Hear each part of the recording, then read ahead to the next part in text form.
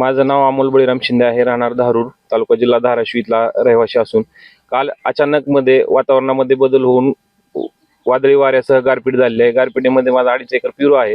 त्या पेरूला सध्या मालाची कटिंग झाली होती. पेरू सध्या फोम अवस्थेमध्ये म्हणजे कळी अवस्थेतून पुढे जात असताना ज्यावेळेस काल वादळी वाऱ्यासह पाऊस झाला, त्या पावसामध्ये कळी आणि पान आणि जे फळ आहे ते फळ पूर्णपणे गळून गेलं आहे आणि याच्यामध्ये माझं कमीत कमी 10 ते 20 लाख रुपयाचं नुकसान झालेलं आहे. जे की वर्षभर त्या फळबागेसाठी कष्ट घेतलं होतं, ती फळबाग आज पूर्णपणे निस्तामूल झालेली आहे. आज सध्याच्या अवस्थेमध्ये जर फळबागेकडे पाहिलं तर ती फळबाग झिरो झालेली आहे. मला इथून पुढे आणखी 2 वर्ष त्यासाठी त्रास करावा लागणार आहे. आणि आमचा हा परिसर जो आहे तो पूर्णपणे पाणी शून्य असा आहे. आम्ही थेंब थेंब पाणी गोळा करून ते पाण्याच्या ड्रीपद्वारे समजा जे पारंपरिक पिकामधून समजा काहीतरी थोडे 2 पैसे मिळतील म्हणून फळ पिकाकडे वळलेलो असताना ह्या आसमानी सुलतानी संकटामध्ये पूर्णपणे आम्ही भरडले गेलो आहे.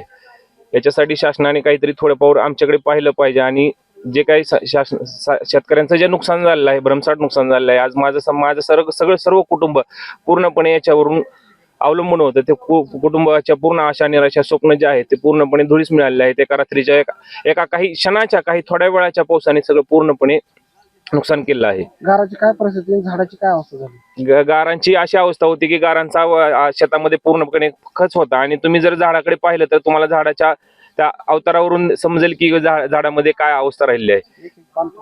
एक एक पान तुटून झाडावरती फक्त काड्या उभ्या आहेत. पानाचे पूर्णपणे चिंधड्या झालेल्या आहेत. फळाची पूर्ण गळ झालेली आहे. फळ झाडावरती टिकलेलं नाही आणि याच्यामुळे इथून पुढे जे उत्पन्न मिळणार होतं मला जे समजा ते उत्पन्न पूर्णपणे शून्य झालेलं आहे.